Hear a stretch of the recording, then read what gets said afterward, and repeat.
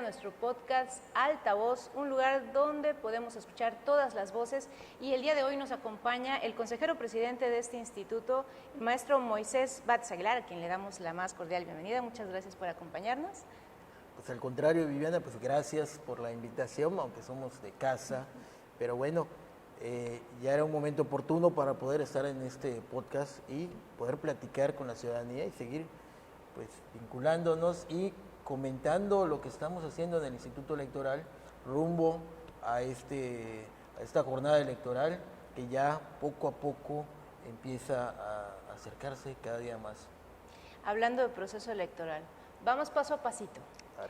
Para las personas que nos están escuchando y nos están siguiendo, vamos a comentar como primera instancia cuáles serían las etapas más importantes del proceso electoral, maestro. Coméntenos. Pues mira, en el proceso electoral que arrancó, como bien sabemos, el 3 de octubre pasado, pero previo a ello ya tuvimos varias actividades relacionadas con el proceso electoral y con la organización de la jornada electoral que se llevará a cabo el próximo 2 de junio de 2024. Y bueno, ante ello hemos emitido convocatorias para llamar a la ciudadanía a participar como autoridad electoral en los 106 municipios de nuestro estado y en los 21 distritos electorales. Y bueno, esta convocatoria que se emitió ya hace varios meses, pues ha ya llegado a su punto casi climático, porque el Consejo General del YEPAC hace unos días sesionó a efecto de designar ya estas autoridades electorales que se instalarán en el próximo mes de enero. Estamos considerando que podría ser en la segunda quincena del mes de enero esta instalación, y de allá pues empezará a tomar forma de que las ciudadanas y los ciudadanos yucatecos pues empezarán a tener el control del proceso electoral y serán ellos los que vigilen, organicen, auditen y garanticen que las elecciones se lleven a cabo de una forma correcta, con imparcialidad, bajo un sometimiento a la legalidad. Y bueno, y cuando decimos que tendrán el control, porque después vendrán otras convocatorias. Estamos a punto de emitir una convocatoria para coordinadores distritales, que serán los enlaces entre este instituto electoral y precisamente estos consejos municipales y distritales, y posteriormente emitiremos otra convocatoria para llamar a un gran número de ciudadanas y ciudadanos para que funcionen o funjan como capacitadores, asistentes electorales locales y supervisores electorales de nuestra elección, y que tendrán la alta responsabilidad de asistir en la mesa directiva de casilla, donde se recepcionarán los votos, y de llevar los paquetes electorales y custodiarlos hasta las autoridades municipales y distritales que se estarán instalando el próximo mes de enero. Y bueno, y podemos con ello observar que un ejército de ciudadanas y ciudadanos, que no necesariamente son trabajadores de planta del Instituto Electoral, sino son convocados ex professo para ello, que recibirán una remuneración por este servicio que estarán prestando a la democracia, pero pues que tendrán el alto responsabilidad, pero también el alto reconocimiento de haber cumplido con un deber. Me parece que será de los principales en nuestra sociedad, que es contribuir al desarrollo de nuestra democracia, ¿no? Es un trabajo muy loable, pero también es un trabajo muy importante, porque está diciendo que algunos de estas personas que se van a estar capacitando, algunos de los cargos en específico que mencionaba, son incluso los que van a estar llevando los paquetes a donde tienen que llegar sanos y salvos el día de la elección. Es correcto. Cada ciudadana o ciudadano que esté laborando dentro del instituto, aunque sea de forma temporal, con alguno de estos cargos, pues tendrá una encomienda muy específica. Unos como autoridades electorales, que estos consejeros municipales y distritales, que se encargarán de registrar a todos los candidatos que se postulen en los diferentes cargos de elección popular, y otros que serán esta parte operativa de asesoría, otros que se encargarán de asistir a los ciudadanos que recibirán los votos y de llevar esta paquetería electoral, donde empezará a culminar el proceso electoral, donde se realizará la sumatoria de todas las actas electorales del Estado, a fin de definir quién de los candidatos postulados por los diferentes partidos políticos resulten las próximas autoridades del Estado. Y me parece que es muy importante, bien lo has dicho tú, esta función del traslado de la paquetería electoral y del posterior cómputo de las boletas o de las actas generadas en las mesas directivas de casilla, porque esto es lo que al final de cuentas tiene la misión por parte del instituto, generar certeza en la ciudadanía de que su voto contó y decidió quiénes van a ser las próximas autoridades. Y a veces se dice mucho, y a veces parece hasta trivial, ¿no? De decir que ellos son los que deciden, pero es correcto. Es la ciudadanía yucateca en su conjunto la que decide quién serán las próximas autoridades. No lo decide un partido político, no lo decide el Instituto Electoral, lo deciden las ciudadanas y los ciudadanos al momento de ejercer su voto. Y eso es muy importante porque muchas personas que van a votar por primera vez o incluso que ya han votado 2, 3 veces, tal vez no recuerden cómo era en el pasado cuando la ciudadanía no era quien organizaba necesariamente, ni siquiera existían estos órganos autónomos como es el caso del IEPAC. Eran autoridades quienes llevaban a cabo todos los procedimientos en ciertos consensos que realizaban con las fuerzas políticas, pero el hecho de que sean ciudadanas, ciudadanos, que en todos los momentos, desde el Consejo General, que sería aquí en el instituto, como los consejos electorales municipales, distritales, como los coordinadores, quienes van a ser funcionarios de casilla, todas esas partes son integradas por ciudadanas y ciudadanos, le da transparencia y, como bien decía, certeza a la elección. Es muy importante que las personas lo sepan. Somos como ustedes y ustedes son como nosotros, somos ciudadanas y ciudadanos trabajando por la democracia. Esta parte es como que la primera fase, pero ahorita también estamos en un periodo que se llama de precampañas. Explíquenos, por favor, ¿en qué consisten las precampañas? ¿Qué se puede, qué no se puede hacer? ¿Y cuál es el papel del instituto en este procedimiento? Bueno, aquí es muy importante porque estamos en un periodo de preparación por parte del instituto para la jornada electoral y también los partidos políticos están en un periodo de preparación en la búsqueda de seleccionar o de definir quiénes serán sus candidatos para los diferentes cargos de elección popular. En este momento, pues estamos en el periodo que la ley señala como de precampaña. ¿Y qué es esto? Pues sencillamente el espacio de tiempo en el que los partidos políticos definen a sus candidatos, ¿no? Hoy vemos que en diferentes partidos políticos algunos ciudadanos han manifestado su intención para contender por ese partido al cargo de gobernador del estado y bueno, el propio partido ha fijado algún método de selección de esas candidaturas y ya ellos determinarán si avalan esas aspiraciones por parte de estas personas, ¿no? En algunos días se abrirá este espacio de precampañas también para presidentes municipales, para regidores y para los diputados que se estarán contendiendo en los 21 distritos electorales. Y bueno, ello concluirá hasta el 3 de enero del próximo año, este periodo en donde en donde los aspirantes estarán convenciendo a su militancia y a sus autoridades partidarias para que ellos sean los abanderados. ¿Qué puede hacerse y qué no puede hacerse en este momento por parte de los diferentes actores políticos? Pues en este momento ha quedado definido que no pueden realizarse llamamientos al voto para los diferentes cargos de elección popular, es decir, un ciudadano o ciudadana no puede expresar públicamente un llamado para que voten por él para un cargo, y voy a poner un ejemplo, como de gobernador, diputado o presidente municipal. Es decir, lo único que pueden manifestar ahorita es la solicitud para que sean ellos los abanderados de diferentes partidos políticos. Y hay que mencionarlo porque mucha gente lo comenta, está autorizado que estos ciudadanos aspirantes dentro de los partidos políticos pues puedan hacer manifestaciones públicas dirigidas a su propia militancia, puedan hacer anuncios, fijar carteleras quizás, incluso vemos que se están utilizando espacios de radio y televisión para dirigirse a su propio partido político. Y bueno, aún cuando lo escuchemos todos, el llamamiento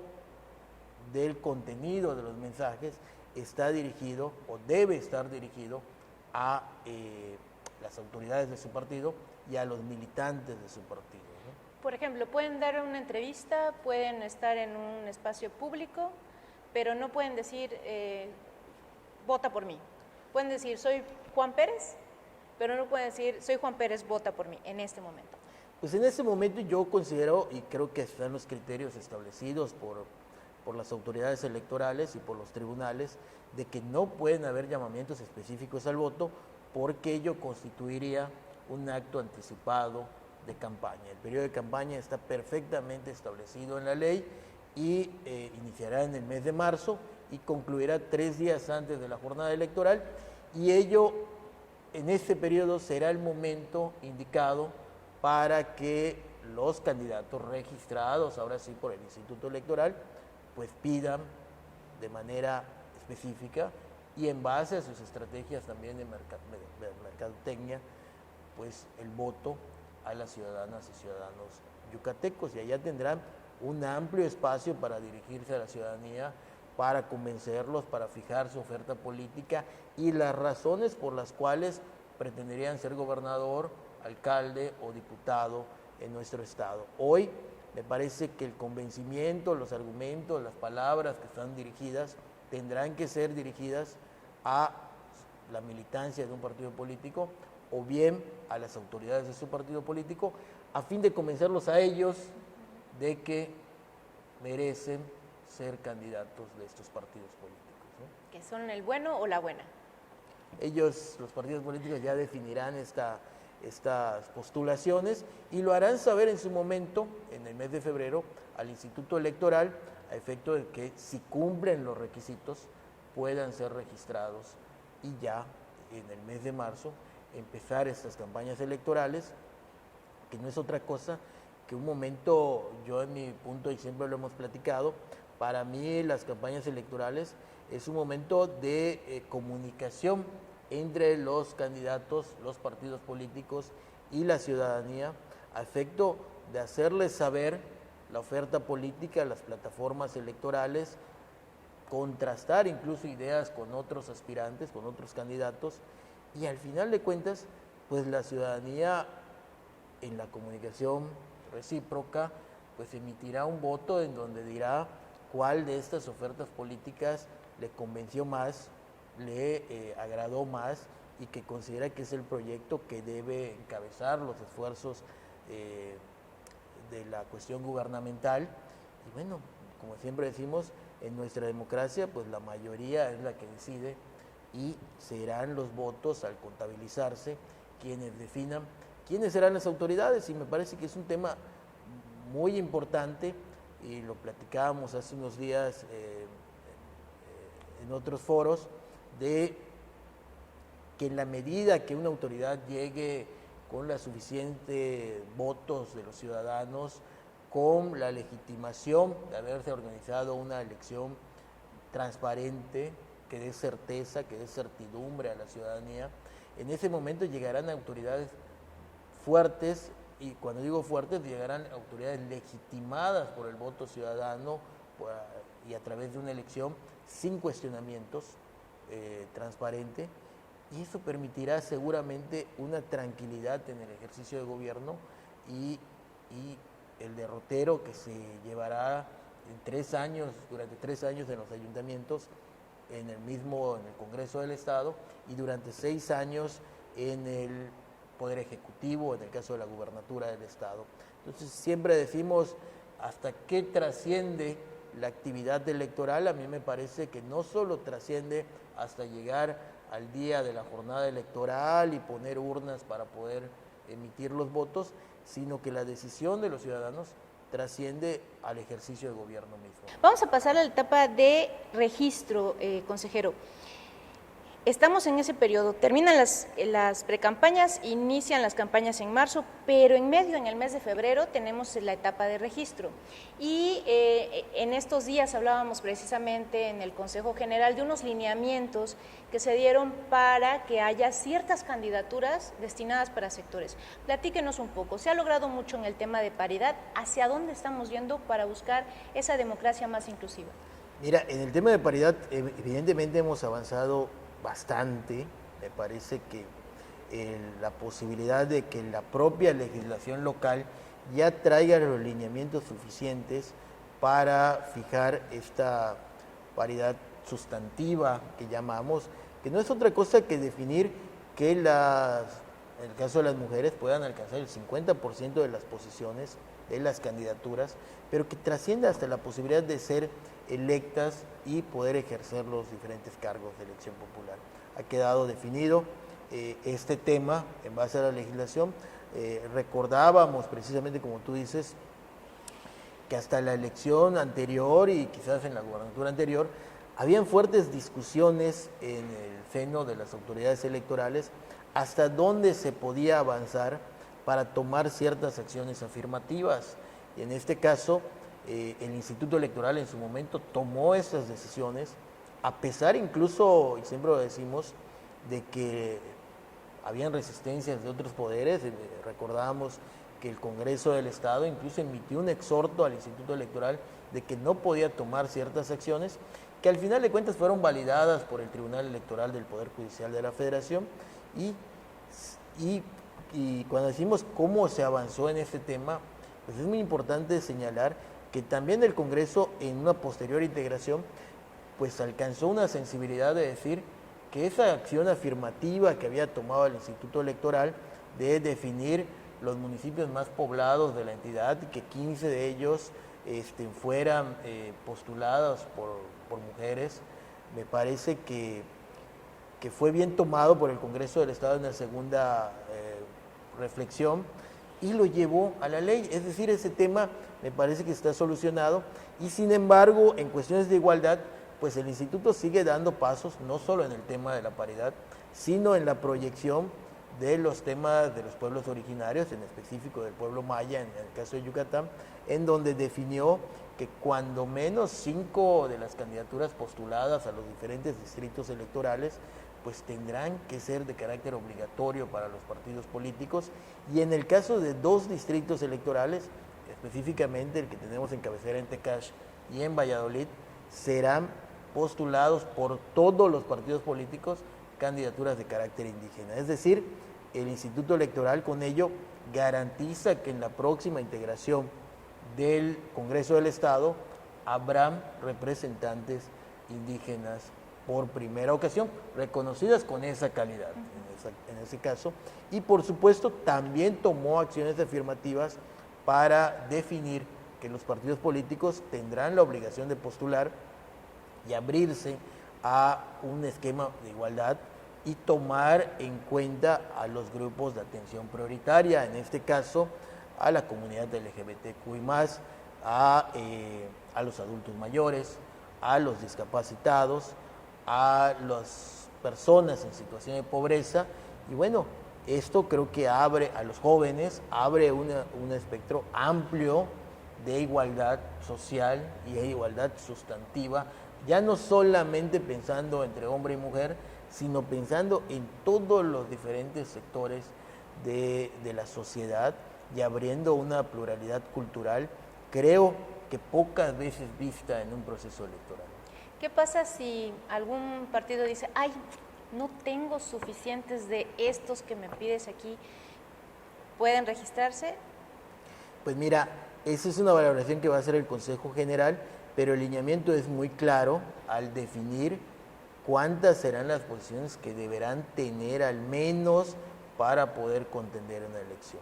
Y esa revisión en el mes de febrero del próximo año, cuando vengan a registrar las planillas, pues se estará haciendo esa revisión y si no cumplen con los lineamientos, pues se les prevendrá para que si desean participar, pues tienen que cumplir con estos lineamientos. No son lineamientos optativos, no están sujetos a la voluntad de los partidos políticos, es decir, son de carácter obligatorio para poder cumplirse, es decir, no están en posibilidad de manifestar que no han conseguido estas candidaturas porque lo hemos manifestado en otros foros, lo hemos platicado nosotros también, el hecho de fijar estos lineamientos no es una cuestión caprichosa por parte del órgano electoral, sino es reflejar la realidad que se vive en nuestra sociedad en los cargos de elección popular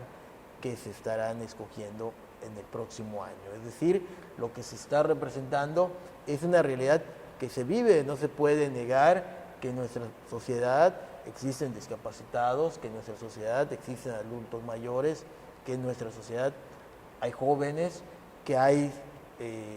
personas en condición de pobreza. Es uno de los temas pues, que más atacan los gobiernos, ¿no? De tratar de revertir, pero tampoco se puede negar que hay una comunidad LGBTQ+, que también busca ser representada y que sus voces quieren ser escuchadas en los congresos, en los cabildos y en los diferentes sectores de gobierno. Entonces, lo que estamos pretendiendo con estos lineamientos, pues es reflejar la realidad que se vive en la sociedad y que todos los sectores, todas las voces, como dirían en algunos medios de comunicación, sean escuchadas y que sea la ciudadanía, al final de cuentas, que decida quiénes quieren ser sus representantes, pero me parece que hay que crear vías para que puedan acceder, y la primera vía es que tengan acceso a una candidatura, y hoy por hoy serán los partidos políticos, como está fijado nuestro sistema electoral en base a un sistema de partidos políticos, serán ellos los que de manera obligatoria tendrán que abrir las puertas de sus órganos electorales, políticos electorales, para generar un espacio para que estas personas puedan postularse y tratar de acceder a estos diferentes cargos. Y reitero la invitación para quienes nos están viendo, infórmense. Si quieren saber más de los lineamientos y toda la normativa que se ha generado desde el instituto, consulten nuestra página, les invitamos www.yepac.mx, conozcan nuestros blogs, tenemos el blog de Catán, que es una revista en la que vamos informando también sobre estos avances que se van generando, y sigan aquí en Altavoz con nosotros. Háblenos ahora otra figura, consejero, observación electoral. Ya hablamos de los que son los integrantes de los consejos, ya hablamos de quienes van a ser coordinadoras, coordinadores. ¿Quiénes son los observadores y observadoras electorales y qué papel juegan en todo el proceso electoral? Bueno, es una figura muy importante, la verdad, la de la observación electoral, porque son ciudadanos y ciudadanas comprometidos en auditar básicamente los trabajos del órgano electoral, y ello están autorizados para revisar pues las diferentes etapas durante la jornada electoral, desde cuándo se instala una casilla electoral, cómo está funcionando en la recepción del voto. Pueden revisar también el esquema de los cómputos que estarán llevando a cabo nuestras autoridades electorales, y pues al final de cuentas pues son los grandes auditores, o sea, están revisando si todo este trabajo de tiempo que se invirtió y de recursos económicos al final de cuentas está dando resultados, está generando una jornada electoral correcta donde los ciudadanos puedan acudir a votar sin presiones, sin coacciones, que tengan los elementos materiales suficientes para poder emitir su voto en total secreto, si eso lo deciden así, en urnas totalmente transparentes donde puedan ver que se están depositando las boletas electorales con funcionarios de casilla que son, al final de cuentas, sus vecinos, son ciudadanos que viven en la misma colonia, en la misma sección electoral. Y bueno, estas garantías que parecen mínimas, pero son mayúsculas, pues eso es lo que estarán observando estas personas que se inscriban precisamente para este efecto. Y a mí me parece de gran valía porque hoy tenemos abierta esta convocatoria, tanto por el Instituto Electoral como por el INE. Y bueno, siempre hay que hacer un llamado a la ciudadanía que no se quede solamente en sus casas, si así lo deciden, quizás observando las noticias, pero me parece que podrían dar un poquito más de salir a la calle, poder observar los trabajos que estamos haciendo, y por qué no, y siempre lo decimos, llamar a que si alguna conducta se está dando en forma que ellos consideran irregular, pues reportarlo a efecto que la propia autoridad, como el IEPAC,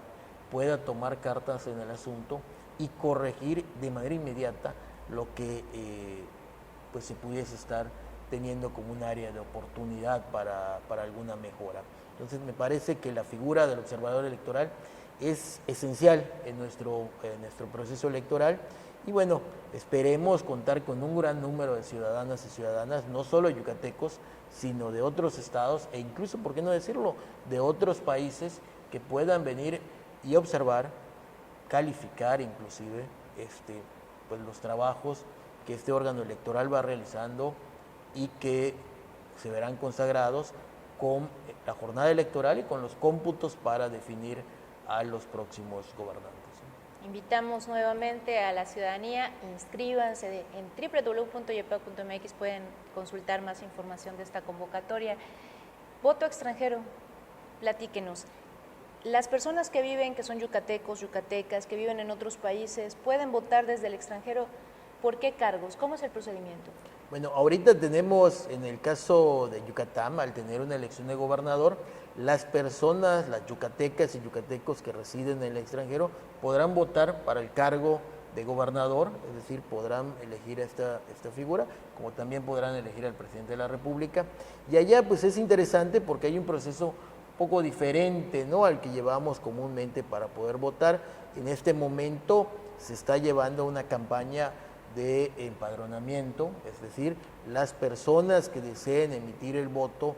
que residan en otro país, pues deberán comunicárselo al Instituto Nacional Electoral, es decir, yo quiero votar, y para ello tendrán que buscar una credencial específica para ese tema, y lo podrán hacer de tres maneras, como se está señalando, de una forma virtual, es decir, podrán mandar de manera digital su voto, lo podrán mandar por correo, o bien lo harán de forma presencial a través de las diferentes sedes consulares que están en los diferentes países. Entonces, me parece que también es importante, hay un tema de apuesta doble por parte del Instituto Electoral en este tema, porque históricamente hemos visto que hay un bajo número de votantes de los residentes en el extranjero. Hoy pretendemos pues comunicar mejor, hay que entusiasmarlos,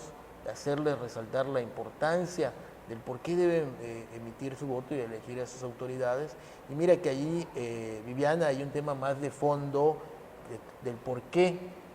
se ha permitido que una persona que reside en el extranjero pueda emitir su voto para elegir a su autoridad local, ¿no? Evidentemente, estas personas en muchas ocasiones no salen por una cuestión de placer a los diferentes países, específicamente hablemos del caso de Estados Unidos, ¿no? Salen por una cuestión de necesidad, en búsqueda de recursos económicos para mantener a su familia, y sin embargo, gran parte de los recursos económicos que obtienen en otros países son remitidos a nuestro estado o a nuestro país para el mantenimiento de sus familias, que viven acá, que siguen con las tradiciones locales y que por supuesto ellos están totalmente al tanto de las condiciones que tiene nuestro estado, nuestra sociedad y nuestro país, y por supuesto me parece que lo único que los distancia de Yucatán pues es la brecha territorial, porque seguramente su pensamiento, su razón, sus necesidades están enfocadas al Estado, y me parece que esas son razones suficientes para que estas personas tengan la oportunidad de emitir su voto, y que creo que así deben considerar, de que elegirán a las autoridades que no solamente generarán los servicios necesarios para sus familias, sino que también habrá una inversión de las remesas y de los recursos económicos que envían, porque a través de los impuestos pues se generan una gran amplia de servicios, ¿no? Pero bueno, esas ofertas políticas creo que las tendrán que ir dilucidando de manera muy clara los aspirantes y los partidos políticos, pero lo único que planteamos aquí es la razón por la que estas personas deben emitir su voto, están facultadas para ello, y me parece que su voto seguramente será valioso. No podemos considerar mínimos o máximos. En un municipio se puede ganar hasta por un voto, y en nuestra democracia hasta por un voto puede salir favorecido el que será el próximo gobernador del estado o gobernadora, ¿no?, del estado, dependiendo de lo que postulen los diferentes partidos políticos. Y bueno, me parece que es importante el Instituto Electoral, pues siempre haciendo el llamado, ¿no?, para que generen primero la regulación legal, es decir, contar con la credencial para votar suficiente y hacerle esa manifestación al Instituto Nacional Electoral en este caso, y que puedan emitir su voto. El Instituto Electoral de Yucatán está trabajando coordinadamente con el INE para garantizar que estos votos puedan llevarse a cabo de manera plena y, sobre todo, apostando, como dijimos hace rato, doble de poder incrementar al máximo el número de electores que se den en el extranjero. Tienen hasta el mes de febrero. Si usted está viendo esta transmisión, este podcast, desde cualquier lugar del mundo y está en esta situación de que puede usted ejercer su voto desde el extranjero, hágalo, infórmese, entre a www.yepac.mx, ahí les damos más información. Y si tiene familia, si viven aquí en Yucatán y tienen familiares, amigos, conocidos que estén también en esta situación, que pudieran ejercer su voto, invítenles, háganlo, hagamos más grande y más fortalecida nuestra democracia. Hay muchos temas, maestro. Esperamos que nos vuelva a acompañar en el podcast más adelante, cuando ya estemos sobre todo en campañas, para ir platicando de otros temas pues muy sabrosos, como por ejemplo qué son los delitos electorales, cuáles son los delitos electorales, qué es la veda electoral también. Son muchos temas que vamos a ir informando conforme vaya avanzando el proceso electoral, pero por ahora pues le agradecemos muchísimo su tiempo. Pues, ¿algún mensaje que nos quiera compartir? Pues primero que nada, pues muchas gracias, Viviana, a todo tu equipo, y por supuesto, pues el llamado a la ciudadanía es que estén atentos a las actividades que va desarrollando el Instituto Electoral, a las diferentes etapas, como bien has manifestado. Hoy estamos en precampaña, poco a poco el proceso electoral va tomando más forma visible ante la ciudadanía, es decir, para el Instituto Electoral, pues venimos trabajando desde hace muchos meses en este objetivo, pero pues para la ciudadanía va tomando forma, y